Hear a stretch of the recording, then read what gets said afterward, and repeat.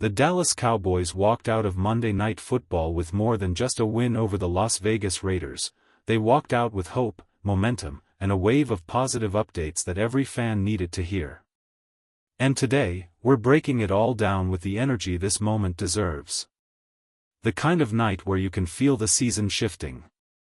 Before we go deeper into the good news, let me drop something important right here in the middle. Don't forget to subscribe to the channel, like the video, and share it with your friends. And of course, hit the bell icon so you never miss an update. This community grows because of you, and every click helps bring more NFL fans into the conversation. Now, back to business. The Cowboys didn't wait long to shake up the roster. After the game, the team made a move many expected to happen later in the week. They released linebacker Damone Clark to open up a spot for defensive tackle Quinton Williams, returning from injured reserve. Clark had slipped down the depth chart, and while there's a chance he could circle back onto the practice squad, he may also look for a new opportunity where playing time is more realistic. Winfrey's return adds another interior defender who brings quickness and penetration from the three-technique spot, something this Cowboys front desperately needs. His style leans more toward an Osa Odighizuwa type disruptor than a pure power rusher, but his presence gives Dallas another tool to play with in the trenches. With this move, it wouldn't be surprising if Junior Fehoko or Ja Murtawiya ends up inactive on game days moving forward. There were a few more notes from the transaction wire as well. Tight end John Stevens Jr. was listed as released from injured reserve, though that appears to be a clerical update more than an actual move. The team also waived offensive lineman Wesley French from the practice squad, opening a spot that Dallas will almost certainly fill soon, especially given how thin the practice squad offensive line group currently is. And now, with the roster reset and some momentum behind them, it's time to dive into the rest of the good news for the Cowboys. Let's jump into the moment Cowboys fans have been waiting on for what feels like forever.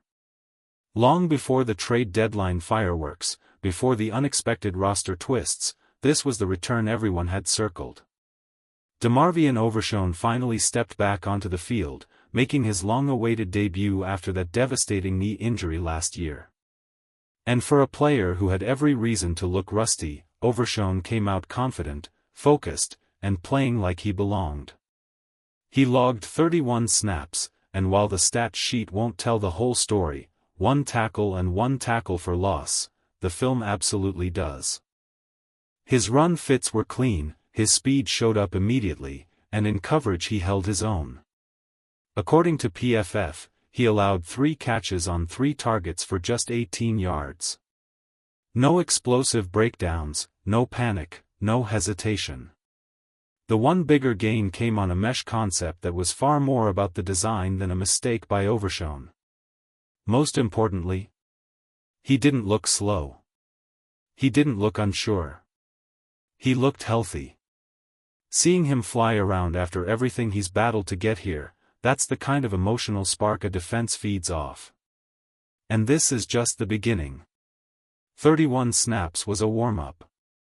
His role should grow every week, and with a massive showdown against Philadelphia coming up, the Cowboys are going to need every ounce of his energy. But Overshown wasn't the only debut that turned heads, not even close.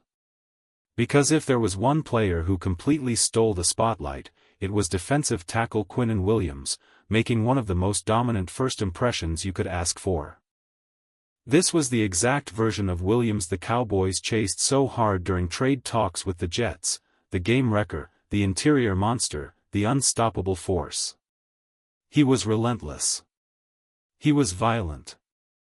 He was everything this defense has been missing inside. Williams racked up 4 tackles, a tackle for loss, 1.5 sacks, 5 quarterback hits, and 7 total pressures, good for a ridiculous 24.1% pressure rate. For context, 15% is considered elite. Williams was nearly hitting the quarterback once every 4 snaps.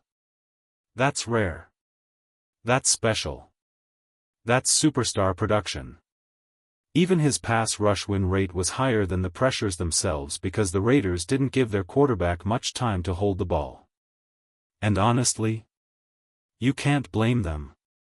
Williams was exploding off the line like he was shot from a cannon. Las Vegas basically waved the white flag in the run game too.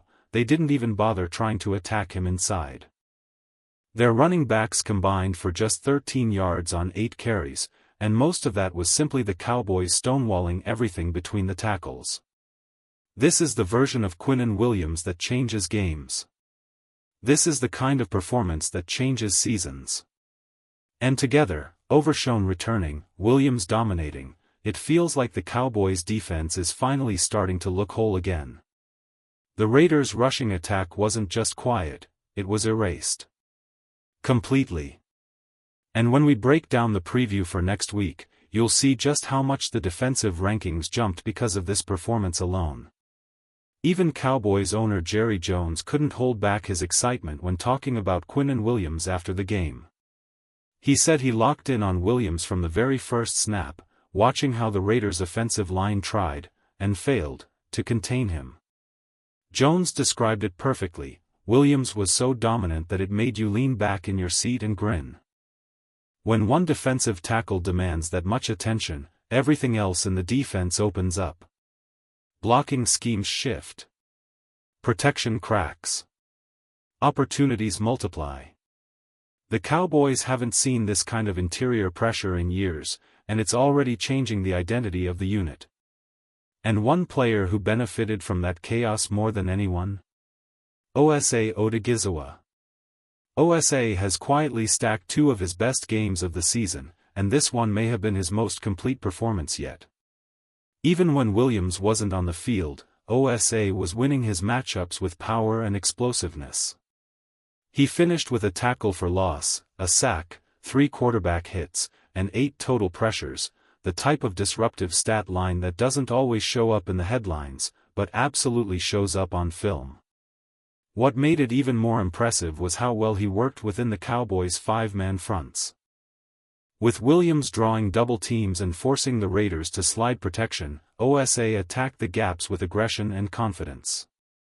According to PFF, his overall grade actually came out slightly higher than Williams, which shows just how consistently he was affecting plays snap after snap. This is what the Cowboys have been missing, an interior pairing that can punch an offense straight in the mouth. And now, with both Odighizuwa and Williams hitting their stride at the same time, this defensive line is beginning to look like one of the most dangerous units in the league. The dominance in the trenches didn't stop with Osa and Quinnen Williams.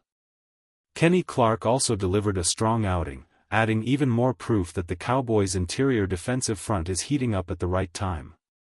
Yes, the Raiders' offensive line struggled, but great players are supposed to dominate weaker units, and Dallas' Big Three did exactly that. But now comes the real test. Everything they showed against Las Vegas has to be replicated, and elevated, when they face the Eagles. This week, we're going to break down exactly why the defensive changes are working and how Williams' arrival is reshaping the entire structure of the front. The film doesn't lie, his presence is unlocking things this defense couldn't do earlier in the season. Now let's flip to the offensive side of the battle, where one player took a huge step forward. Tyler Guyton delivered his cleanest, most confident performance of the year. For the first time this season, the tape matched the initial impression. He was every bit as good as he looked live. He didn't allow a single pressure, and his run-blocking grade was among his best of the year. You could argue this was the strongest game of his career so far. While he didn't see Max Crosby snap after snap, Guyton held firm in the few reps he did get against the Raiders' star pass rusher. It was actually his highest overall graded game ever. Even better, 2 of the best games of his entire career have come in the last 3 weeks. 5 of his top 7 have come in the last 7 games. That's the kind of growth you want from a young tackle: steady improvement, confidence building, and the arrow pointing in the right direction. He's not at the full domination level yet, but he's getting closer with every game. Moving on to the receiving core, another young player keeps making his presence felt. Jalen Brooks may have only caught 1 pass, but it was a beautiful touchdown route, and it felt like another step in his rise. He's making a strong case that he's becoming the Cowboys' true WR3. The quick whip route he used in the end zone showed crisp footwork and awareness, giving Dak an easy throw for 6. Week by week, he's earning more trust, more snaps, and more responsibility. Even with the brief disciplinary benching early in the game, CeeDee Lamb and George Pickens still played the overwhelming majority of snaps, leading the receiving corps as expected. Behind them, Jalen Brooks continues to cement himself as the Cowboys' third wideout, even though the offense mixed in more heavy formations with extra tight ends and occasional fullback looks. But one issue keeps showing up on tape, and it needs to stop. KaVontae Turpin has to quit jumping on every target. It turns routine catches into unnecessary acrobatics, and it's causing avoidable drops. Turpin's explosiveness is real, and the Cowboys clearly value his gadget roll speed, but Brooks is the true WR3 right now. Tolbert has settled into the WR4 role, and Jonathan Mingo just can't break into the rotation. At this point, it's hard to see how he finds meaningful snaps. But let's keep the focus on the positive. Who surprised you the most in the win over the Raiders? Sometimes it's not the star players who define a game, it's the unexpected spark from deeper down the depth chart. And speaking of unexpected sparks, Hunter Luepke delivered his most impactful game of the season. He may have only been on the field for 16 snaps, almost all at fullback, but every touch mattered. He finished with 1 carry for 5 yards and 3 receptions for 36 yards, outgaining every Cowboy receiver not named Lamb or Pickens. 3 of his 4 touches moved the chains, and that's exactly what you want from a versatile, physical fullback: reliability, toughness, and clutch production in key moments. This is the version of Luepke the Cowboys have been waiting for, not a volume player, but a weapon who shows up when the offense needs a spark.